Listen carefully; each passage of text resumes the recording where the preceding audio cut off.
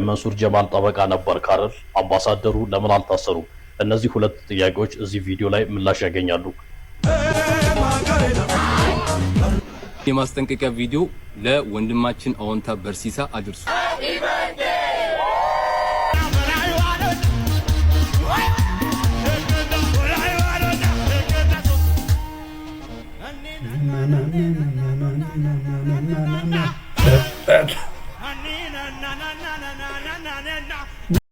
ሰበር ዜና 52 ኮሌጆች ተሰርዘዋል። 52ቱም ኮሌጆች ከዚህ በኋላ ምንም አይነት ትምህርት እንዳይሰጡና እንዲያቋርጡ በዚህ ሰዓት ትዕዛዝ መተላለፉ ነው እየተነገረ የሚገኘው። ለምን ወጥተህ እንደዚህ መናገር አስፈለገ? ለምን ነው የምትናገረው የሚል ሰው ሊኖር ይችላል። እዚህ ማለት ነው እንደዚህ የሚያደርግ ራሱ ነው ምናምን ይችላል። ግን በአብዛኛው ሰው በዚህ ጊዜ በቃ ተጨንቆ ነው ያለው። እንጃ ፍቃድ አውጥቻለሁ እንትን አስገባው። መንሱር ጀማል ጠበቃ ነበር ካረር አምባሳደሩ ለምን አልታሰሩ? እነዚህ ሁለት ጥያቄዎች እዚህ ቪዲዮ ላይ ምላሽ ያገኛሉ። ለወዳጄ አዎንታ በርሲሳ ሜንሽን እያደረጋችሁ አድርሱለት። እንግዲህ ብዙዎቻችሁ የመንሱር ጀማል ጠበቃ ሆኜ እንደነበር በአንድም በሌላም ጥያቄ ስታነሱ ተመልክቻለሁ። ይህንን ጉዳይ በተመለከተ አንድ ያላወቃችሁት ነገር አለ።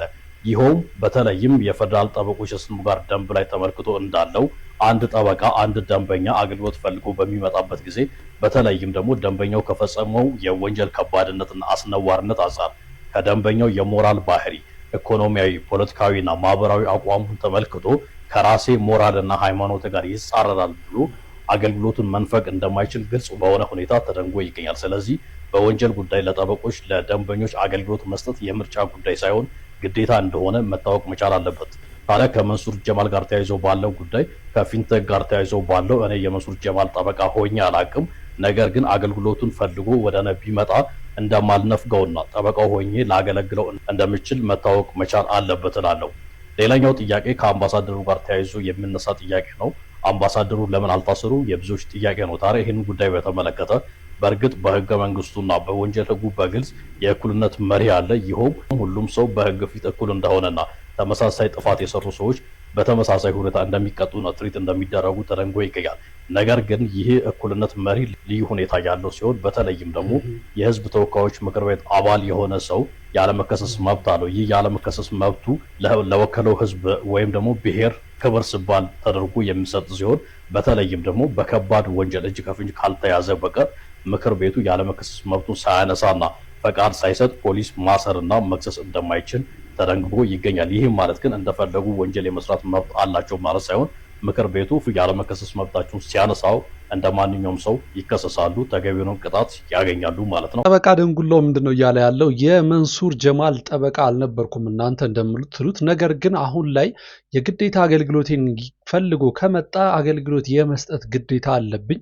በሰራ ወንጀል ወይም ደግሞ ከሃይማኖቴ ጋር ወይም ደግሞ ከህሊናዬ ጋር ይጣረሳል በማለት መከልከል አልችልም። ያንን አገልግሎት መስጠት ይኖርብኛል ነው እያለ ያለው።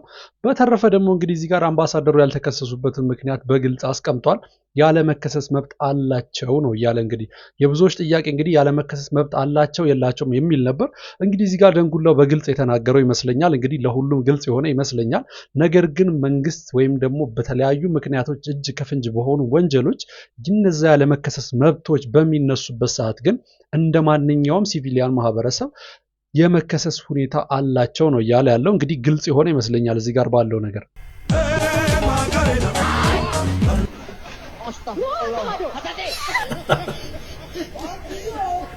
የማስጠንቀቂያ ቪዲዮ ለወንድማችን አዎንታ በርሲሳ አድርሱልኝ። እናንተም በተቻላችሁ አቅም ቪዲዮውን እስከ መጨረሻ ሳትመለከቱ ለፍርድ እንዳትቸኩሉ። ወንድማችን አዎንታ በርሲሳ ማስጠንቀቂያ ከሁለት አካሎች ሊሰጥ ይችላል።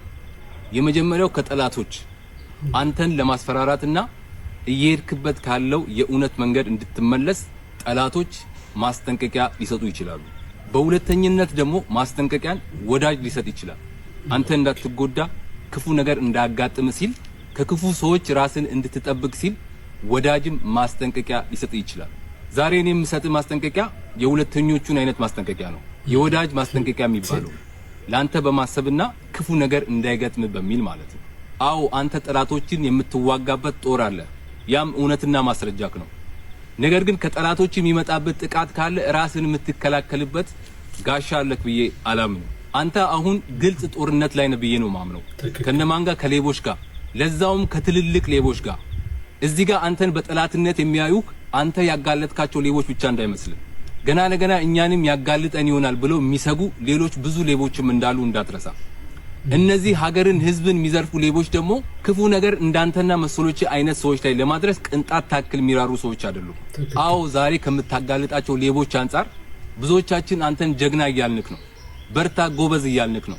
ነገር ግን እመነኝ ዛሬ አንተን ጀግና ጎበዝ የሚልክ በሙሉ አንተ እያደረክ ያለውን ነገር አድርጉ ብትላቸው አያደርጉ። ምክንያቱም ከደህንነታቸው አንጻር ስለሚሰጉ ማለት ነው። እኔ አንድ ነገር ብሆን ቤተሰቦቼ ልጆቼ ምን ይሆናሉ ብለው ስለሚያስቡ ማለት ነው። ስለዚህ ወንድማችን አዎንታ በርሲሳ ዛሬ አንተን በርታ ጎበዝ ጀግና የሚልክ በሙሉ ማለት ነው ነገ አንተ አንድ ነገር ብትሆን እመነኝ ከንፈራቸውን ከመምጠት ባለፈ ላንተ የሚፈይዱልክ ምንም ነገር የለም። ብቸኞቹ ባንተ ጉዳት የሚጎዱት ቤተሰቦች ልጆችህና ትዳር ነው የሚጎዳው። እውነት ከልብ ከሆነ ይሄንን ወንድማችንን የምንወደው ለደህንነቱም ልንጨነቅለት ይገባል። ይሄ ወንድማችን ምንድነው እየተናገረ ያለው? እንግዲህ አዎንታ በርሲሳ በፊንቴክ ጉዳይም ሆነ በተለያዩ ድርጅቶች ይሁን በጣም እንግዲህ አይነክ የሚባሉ ሰዎችን ባለሀብቶችን ወይም ደግሞ ወንጀለኞችን ነው እንግዲህ በመጋፈጥ በመረጃን በተደገፈ መልኩ ከፌዴራል ፖሊስ ጋር የሚሆን ከህግ አካላት ጋር በመረዳዳት ብዙዎችን እንግዲህ ለህግ እያጋለጠ የሚገኘው እንግዲህ አሁን ላይ በተደጋጋሚ ለረጅም ጊዜ ሲል እንደነበረው እንግዲህ ከፊንቴክ ጋር በተያያዘ እንግዲህ ይሄን ነገር ሲናገር ማንም ሊያዳምጠው አልቻለም ነበረ። እንግዲህ ነገር ግን እሱም አሁን ድረስ እስከ ጥግ እንግዲህ በቁጥጥር ስር እስከዋሉበት ቀን ድረስ እንግዲህ አዎንታ በርሲሳ ከባድ እንግዲህ ስትራግሎችን ነው ሲያሳልፍ የነበረው። ይሄን ማንም ሰው መናገርና መመስከር ይችላል። ምንድነው የሚያወራው እስኪባል ድረስ እንግዲህ ምንም ነገር ባልተፈጠረበት ሁኔታ ላይ ከባድ የመጠራጠር ስሜቶችን ሲያሳይ ነበር የነበረው። እንግዲህ ወንድማችን እዚህ ጋር እየተናገረ ያለው ምንድነው? ራስህን ጠብቅልን፣ ከክፎችም ከጥሮችም ለሚመጣ ማስጠንቀቂያ እንግዲህ ራስህን አዘጋጅ ነው የሚለው። ወዳጆችህ ራስህን ጠብቅልን ይሉሃል ነው እንግዲህ እያለ ያለው እዚህ ጋር። ለኛ ስትል እንግዲህ ቆይልን፣ ስራህንም ቀጥል። ነገር ግን ምንድነው እሱ ራስህን መከላከል አለብህ። ስለሱም በደንብ አስብበት። እንግዲህ ብዙ የሚፈሩ ያልደረስክባቸው ጠላቶች ስለሚኖሩ የደረስክባቸውን ብቻ ሳይሆን ያልደረስክባቸውም ጠላቶችህ ሊያጠቁ ይችላሉና ተጠንቀቅ ነው እንግዲህ እያለ ያለው። ትክክለኛ ምክር ይመስለኛል ለአዎንታ በርሲሳ። እንግዲህ ይሄኛው እናንተ ምን ትላላችሁ በዚህ ላይ? ይሄ ልጅ መቼም ታውቁታላችሁ። መርካቶ ዋት ተመረባሪው አይደለም እንዴ? ምንድነው እሱ ወገን የምናየው? እንግዲህ አያችሁ አይደለ? እንደዚህ አይነት ሰዎች ዛር ስማርት በቃ የት ምን ማግኘት እንዳለባቸው የማይገኙ እቃዎችን የት እንደሚያገኙ ያውቃሉ። እንግዲህና ዩሲ እንግዲህ መኪናውን አቁሞ ገብቶ እንግዲህ በሰንበት ገበያ ነው እንግዲህ መርካቶ ላይ ጭርተራ ይሁን ምናለሽ ተራ ላይ ነው እንግዲህ ይሄ ሰው የሚሸጠው። ቲክቶክ ላይ በተለያዩ አጋጣሚዎች አጋጥሞኝ ነበርና እንግዲህ ገብቶ ነው እንግዲህ ሾፕ እያደረገ ያለው። መቼም ታውቁታላችሁ። መርካቶ ላይ የተለያዩ ሄድሴቶችና ላፕቶፖችን በማምጣት ነው የሚታወቀው። ዛሬም እስቲ እውነቱን ለማረጋገጥ ሄጄ ነበር ምንድነው የሚሰራው ብዬ ማለት ነው። በጣም የሚገራርም እቃ ነው ይዞ የሚመጣው።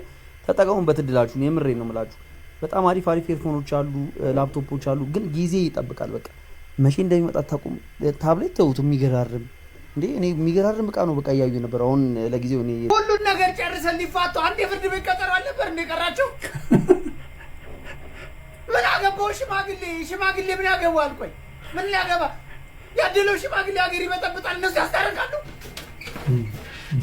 አንተ ለወተት ሊሞቱ ነው እንዴ? በእናትህ መልሼ ልደውልልህ። ቆይ በእናትህ ማንም ያሯሩጣት እትያስካል ወተት ስለብለውኝ እኮ ነው። በእናትህ ነጭ ሽንኩርት እንዴት አዳም ምናምን እኔ ጉዳራ ጉኝ አሳደዱኝ እኮ ለአንድ ወተት። በእናትህ ከህፃን ሊሰልበህ ነው። ህፃን አዛውንት አራስ ምናምን አይመለከት። ስራ ይህ ገቢ ከመሆኑ በፊት ትቀምሳለህ። አረ በጦር እንዳልወጋ ልግስግስ ተወዋ።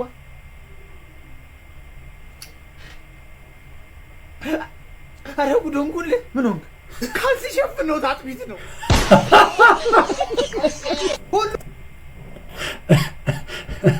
እንግዲህ ሰው እንግዲህ ሌላ ታሪክ ውስጥ ገብቷል። አንዴ ብቻ ድገሚ በእናትህ ረፍ። ዳዲ ይቆጣል። አንዴ ብቻ እናቴም ቶሎ ጨርሳለሁ። ዳዲ ይቆጣል። ረፍ። በጣም ስላስፈለገ ነው። አንዴ ብቻ ነው።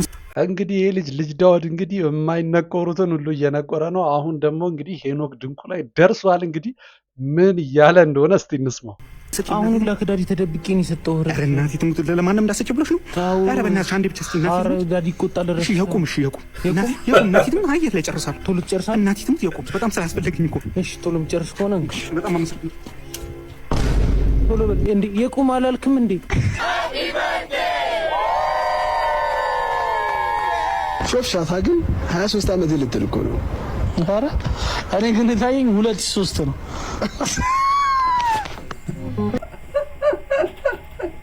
እናንተ መጀመሪያ የቱ ነበር የታያችሁ?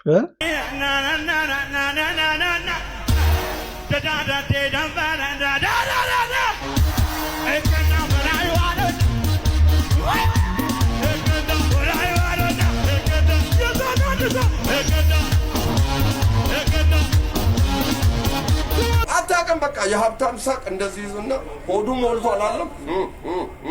የደሃ ሳቅ ደግሞ ሆዱ ባዶ ይላል። አንድ ነው። እንዴት ነው ምስቁት? እንግዲህ እናንተ እስቲ የትኛው ነው እናንተ?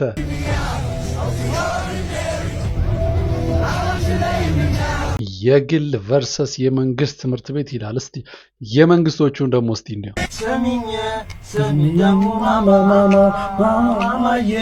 ማማዬ ፕሪቲ አሪፍ ሚክስ ነች።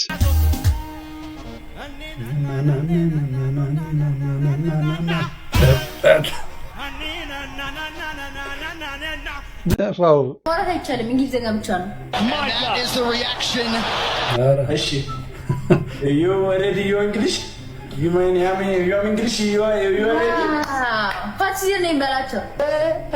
አጣርቻ አልሰማሁሽም። ማን ፋሲል ነኝ በላቸው። ፋሲል ነኝ በላቸው። እንግዲህ እኔም እንዲህ ከእውቀት ጽድት ትብል ደስ ነበር የሚለኝ። እንግዲህ ሰበር ዜና 52 ኮሌጆች ተሰርዘዋል። 52ቱም ኮሌጆች ከዚህ በኋላ ምንም አይነት ትምህርት እንዳይሰጡና እንዲያቋርጡ በዚህ ሰዓት ትዕዛዝ መተላለፉ ነው እየተነገረ የሚገኘው። የተሰረዙት 52 ኮሌጆችም በኢፌድሪ ትምህርትና ስልጠና ባለስልጣን በኩል እየሰረዘ እንደተደረገ ነው እየተነገረ የሚገኘው። ምክንያቱም ደግሞ ከዚህ ቀደም በዳግም ምዝገባው ላይ ባለመሳተፋቸው እንዲሁም በተጨማሪ ደግሞ እንዲሳተፉ የተለያዩ በደብዳቤ በስልክ የቀረበላቸው ጥሪ ችላ በማለትና ሄደው ድጋሚ ምዝገባ ባለማድረጋቸው ምክንያት እንዲሰረዙ መሆኑ ነው እየተነገረ የሚገኘው። ከዚህ በኋላ እነዚህ 52 ኮሌጆችም ህጋዊ አይደሉም። ስለዚህ በዛ ኮሌጅ ውስጥ የምትማሩ እንዲሁም ደግሞ ለመማሪያ ያሰባችሁ ሰዎች አስፈላጊ የሆኑና ሌሎች አማራጮችን እንድትጠቀሙ ጭምር መልእክቴን ማስተላለፍ ፈልጋለሁ። እነዚህ 52 ኮሌጆች ላይ የምትማሩ ሰዎች እንግዲህ መልቀቂያ በመውሰድም ሊሆን ይችላል ወይም የተለያዩ አማራጮችን በመውሰድ ህጋዊ ስላልሆኑ ከነዚህ ተቋማት ራሳችሁን እንድታርቁ ነው እንግዲህ ሲል እንግዲህ የፌዴሪ ትምህርትና ስልጠና ባለስልጣን እንግዲህ የገለጸው። በምን ልበልሽ ሰላም ይላል። ዊዛውት ሚውዚክ ኤኒ ኢንስትሩመንት የለውም። እንግዲህ የስቲፎ ዘፈን ነው። እንግዲህ እስቲ እንስማው። እስቲ አንተ ናሞ ስቲፎ ራደሽ እንደ ነፋሱ አልተው ዛሬ መንፈሱ ዳታ እሰው ቅድማሰበ Sabe secret, argut brave. Lo wajib ada shoy. Fikir penafkut lebih terkata.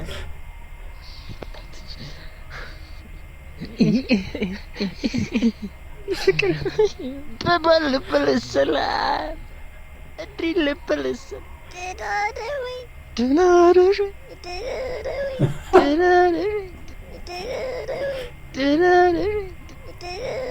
እንግዲህ ከሙዚቃ ውጪ እንደዚህ አይነት ስሜት ያለው ይመስለኛል። እንግዲህ አሁን ላይ ያሉ አንዳንድ ዘፋኞች ድምጽ እንግዲህ እንደዚህ ነው እንደኔ የሚመስለኝ። እንግዲህ እነዛ ሌጀንዶቹን እየነካን አይደለም፣ ግን እነዚህ እንደዚህ ነው ማንጎራጎር ራሱ የሚችሉ አይመስለኝም። ለምን ወጥተህ እንደዚህ መናገር አስፈለገ? ለምን ነው የምትናገረው የሚል ሰው ሊኖር ይችላል። እዚህ ማለት ነው እንደዚህ የሚያደርግ ራሱ ነው ምናምን ይችላል። ግን በአብዛኛው ሰው በዚህ ጊዜ በቃ ተጨንቆ ነው ያለው። ብዙ ነገር ኖሮት ሀብት ሊኖረው ይችላል፣ ዝና ሊኖረው ይችላል፣ ግን የውስጥ ሰላም የለውም። እና የውስጥ ሰላም የሚሰጥ ሌላ ነገር አለ። እኔን የሰጠኝን እሱን ለመናገር ነው። አይ ነው ብዙ ነገር ሊበላሽ ይችላል ምናምን ዶንት ኬር ከዚህ በኋላ እና በጣም ብዙ የምናገራቸው ታሪኮች አሉ። በጣም ብዙ እና የተመቸው የሞላለት የተሳካለት ምን የሚመስሉ ሰዎች ያው ብዙ ጊዜ ከውስጣቸው ጋር ሰላም የላቸውም እና አልበም ይለቃል እየተባለ በተጠበቀበት ሰዓት እንግዲህ ጂ መሳይ ከበደ በመጨረሻም ወጥቶ እንግዲህ ሃይማኖቱን እንደቀየረና ብዙ ሀስሎች ነበሩብኝ፣ አሁን ግን ትክክለኛውን መንገድ ይዣለሁ፣ ወደፊት በደንብ ማብራራላችሁ ይሆናል ሲል እንግዲህ ላይቭ ገብቶ በዚህ መልኩ እንግዲህ ለማህበረሰቡ መናገር ስላለብኝ ምስክርነት መስጠት ስላለብኝ ነው ብሎ በግልጽ እንደዚህ ወጥቷል። እንግዲህ እናንተ በዚህ ላይ ምን ተሰማችሁ? ምን ትላላችሁ? በዚህ ላይ ጋቢና ውስጥ ቁልፍ ረስታችሁ ቆልፋችሁበት ማለት ነው። ይሄ በላስትሮ እንደዚህ አጣብቄ እንደዚህ ከፍታለሁ ምናምን ጭራሽ የማይሆን ነገር ነው። እንደዚህ ቁልፉን ከረሳበት ጋቢናን ትገለብጣለህ። ከገለበጥክ በኋላ ነው አላሳያችሁ እንዴት እንደምታደርጉ ቁልፍ ለማውጣት። እዚህ ከመጣችሁ በኋላ በካቻቢቴ ነው እዚች ጋር ታስገቡና እኔ አሁን ፀሐይ ስላሞኩት በእጄም ቢሆን ችግር የለውም። ይቺን ማለት ይቻት ካቻቢቴ ማስገቢያለች እዚህ ጋር ይሄው እዚህ ጋርና እዚህ ጋር ይቺን በካቻቢቴ አሁን እኔ በእጄ ፀሐይ ስላሞኩት በእጄ አነሳዋለሁ። ዘፈልስ ፈንልሽ ልቀምልሽ እስኪ ወደድን በክብር ላሰክብሽ እንጂ ይቺን እንደዚህ ታነሳላችሁ። ይቺን ካነሳችሁ በኋላ በጥንቃቄ ታስቀምጣለህ እንዳሰብር ደግሞ አንቺ መሳይ የለም አንቺ ሰው። ከዛ በኋላ ይቺን ካነሳችሁ በኋላ በዚህ ውስጥ ነው የምትገቡት። አድርገ መግባት እንደሪጋ ፀሐይ እንደምሽኩክ አምራና ተውባ ምንድነው እየጠቆምክብን ያለው ወንድማችን? እንግዲህ ለሌባ ነው እንግዲህ መስዋዕት እያደረገን ያለው ምንድነው እሱ? እንግዲህ እስቲ እንደዚህ አይነት መኪና የምታሽከረክሩ ሰዎች በዚህ ላይ እንግዲህ ጋቢናው ሳይነሳ እንግዲህ ወደዚህ መስኮት መቅረብ ይቻላል መግባት ይቻላል የሚለውን ነገር እስቲ ሐሳብ አስተያየታችሁን እስቲ አካፍሉ። እንጃ ፍቃድ አውጥቻለሁ አስገባው። ምን ልትነዳ ነው አንተ ደግሞ? እሺ አባትህ እኮ ሸራ ጫማ ለብሶ በዱብ ነው ስራ የሚሄደው። ምን ጠብቀ ነው? ጫማ ጓንት እስኪያክል ምትለብስ ልጅ መንጃ ፍቃድ አውጥቻለሁ። ፍሬ ሲሆን ለኮ በሁለት እግር ነው የምትቆመው። ወተት መጠጣቱ አይቀርምም ወይ? የአመት የባስ ቲኬት ብትገዛ አይሻልም እንዴ? ጓደኞች መንጃ ፍቃድ ቢያወጡ ራይድ ሊሰሩ ነው። አንተ ፓርኪንግ ነው የምትሰራው። ይሄ ወደ ኋላ ጠቅልለው አስጠጋው ስትል አንዱ በኋላ ማርሽ ያሰናብታል። በቃ ይሄ ነው ህይወት። ብዙ እምነት አለመጣል ነው። ጥሩ ነገር ወደ ህይወት አይመጣም። ተው አንተ። እንደ ሀገር ነው እንግዲህ ፓስፖርትና መንጃ ፍቃድ ያለ ጥግም ማውጣት እንግዲህ የተለመደው ከድሮ ጀምሮ እንግዲህ እኔ እንጃ አላቅም።